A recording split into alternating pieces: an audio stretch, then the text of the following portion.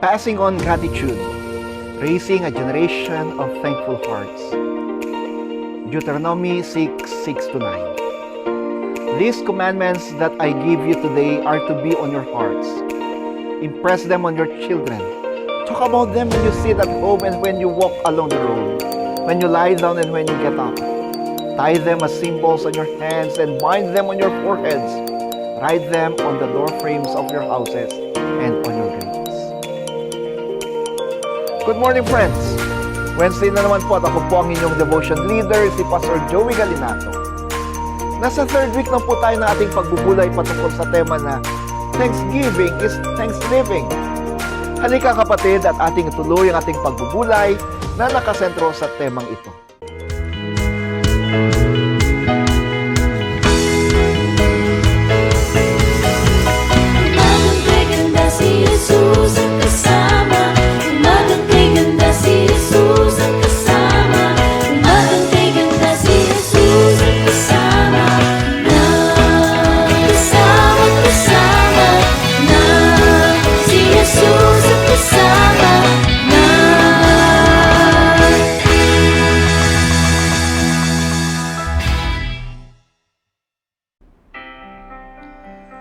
Pass it on.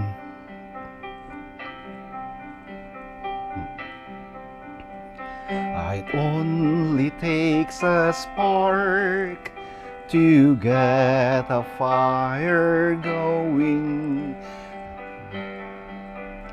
and soon all those around can warm up in its glowing.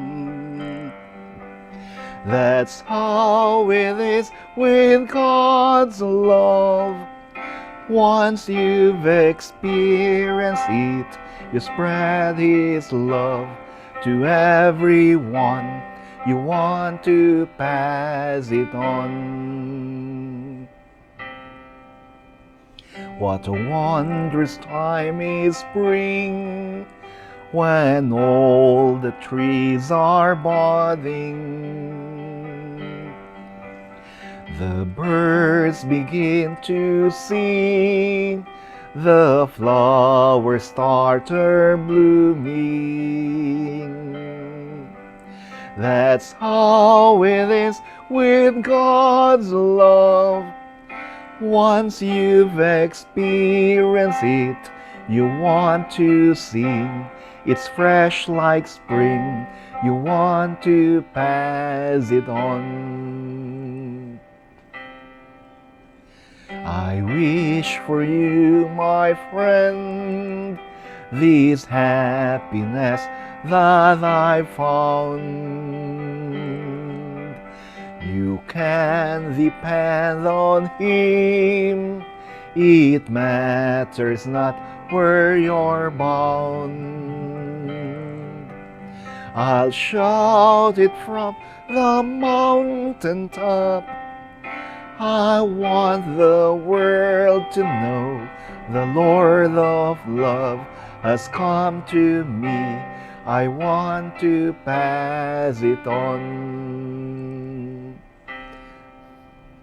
I'll shout it from the mountaintop.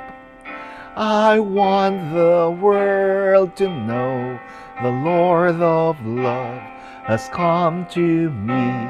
I want to pass it on.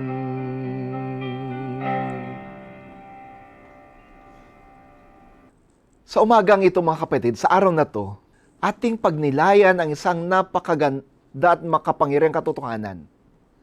Ito ay kahalagahan ng pagpapasa sa pagiging mapagpasalamat sa mga sumusunod na henerasyon. Sa mundo na ang ipinopromote ay ang entitlement, materialism at self-centeredness, kailangan nating ituro sa ating mga anak at sa mga sumusunod na henerasyon ang kahalagahan ng maging mapagpasalamat. At ito'y isang urgent na bagay mga kapatid. Our scriptures today from Deuteronomy 6:6-9, pinapaalala sa atin yung isang napakasagradong responsibilidad. Tayong mga magulang at tayong mga nakatatanda na maging modelo tayo sa pagtuturo sa ating mga anak, pamangkin, apo at sa mga sumusunod na henerasyon yung kahalagahan ng pagiging mapagpasalamat. When we raise a generation of thankful hearts, we create a legacy that honors God, enriches our families, and transforms our communities. There is this command to teach sa ating message today or sa ating text today. Pero anong dapat nating ituro? Ang pagiging mapagpasalamat. The passage in Deuteronomy is part of the Shema, a central prayer in Jewish tradition that emphasizes the importance of loving and obeying God. In verses 6 to 9, God commands His people to internalize His commandments and to pass them on to their children through both instruction and example. Bilang mga magulang at mga tagapangalaga ng mga sumusunod na henerasyon, the values we hold dear and the behaviors we exhibit are imprinted on the hearts of our children and even the grandchildren. This means that gratitude begins with us. Ang pagiging mapagpasalamat ay nagsisimula sa atin. If we desire to raise children who are thankful, we must first cultivate and model gratitude in our own lives. Children are naturally observant, constantly watching how we respond to life circumstances. If we regularly express thankfulness, not only to God but also to others, for sure our children will learn that gratitude is a vital part of their daily walk. When we thank God for simple blessings, food on the table, a beautiful day, or the kindness of others, they begin to understand that everything we have is a gift from God. And so, my dear friends, take time each day to reflect on your own attitude, on our own attitude. Are you modeling gratitude in a way that your children or those around you can follow? Do they see you pausing to God in prayer or expressing appreciation for the small things? Remember, friends, they will imitate what they see more than what they hear. Talking to God about gratitude. Teaching thankfulness in everyday life. Verse 7 says, talk about these commandments when you sit at home and when you walk along the road, when you lie down and when you get up. This emphasizes the need to continually teach and remind our children and the next generation of the values we hold, including gratitude. Gratitude isn't just a lesson taught once. It's a way of life, a continuous conversation. Gaya nga ng ating tema, Thanksgiving is thanks-living. It's a way of life. Teaching gratitude is not limited to formal settings like church or family devotions. It is meant to be woven in the fabric of daily life. When we sit together, travel, or prepare for bed. Every moment is an opportunity to express thankfulness and to teach our children to do the same. Now, one practical way to teach gratitude is by asking our children to share what they are thankful for at the end of each day.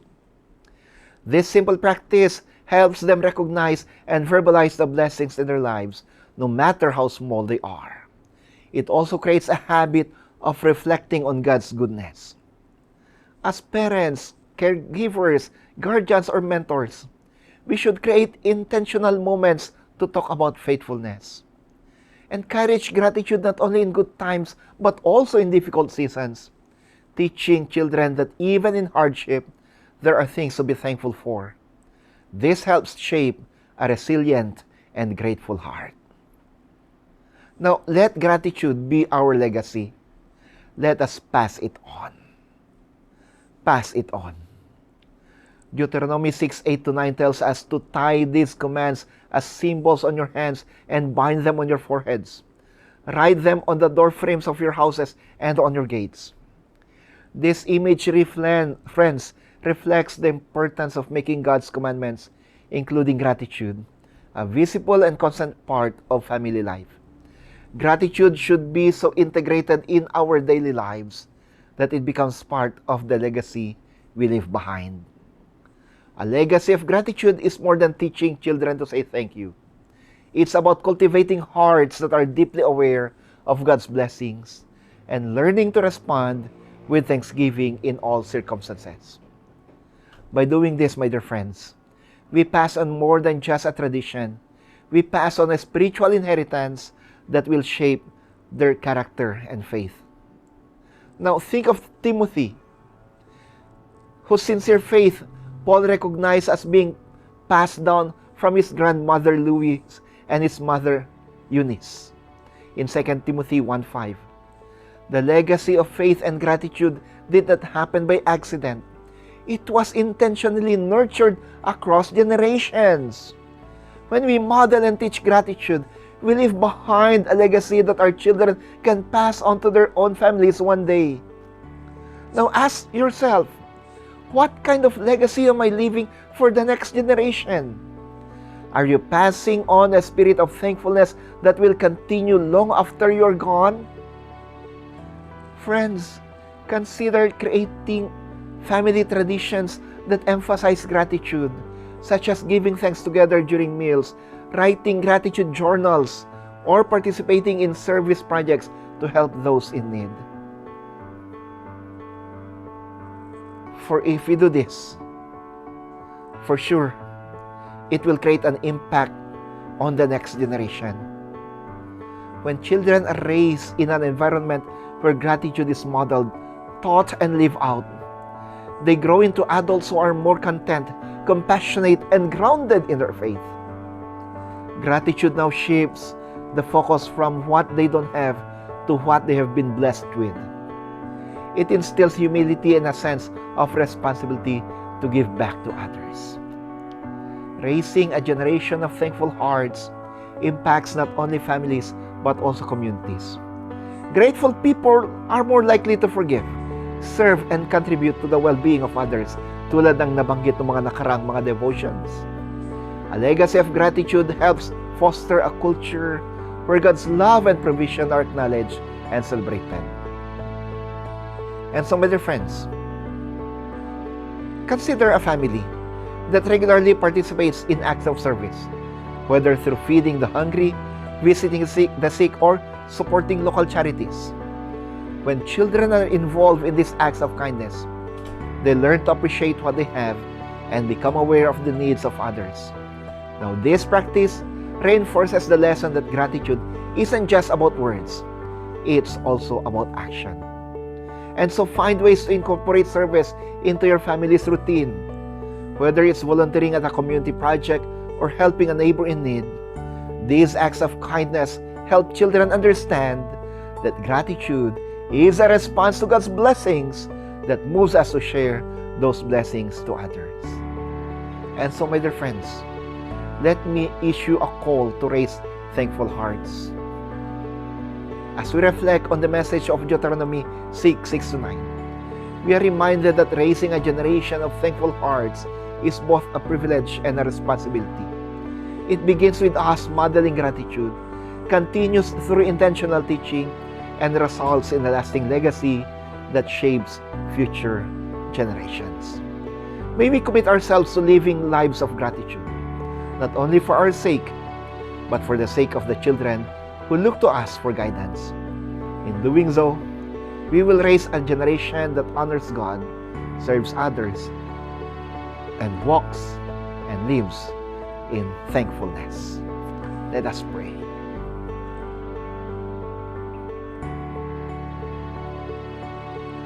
Create in us a thankful heart, O God, and help us that we may pass this spirit, this attitude, this character to the next generation. Enable us to pass the spirit of thankfulness to the next generation. Amen. Amen. Sa lahat po na nagdiriwang ng kalang birthdays and wedding anniversaries, happy birthday po at happy wedding anniversary sa inyo.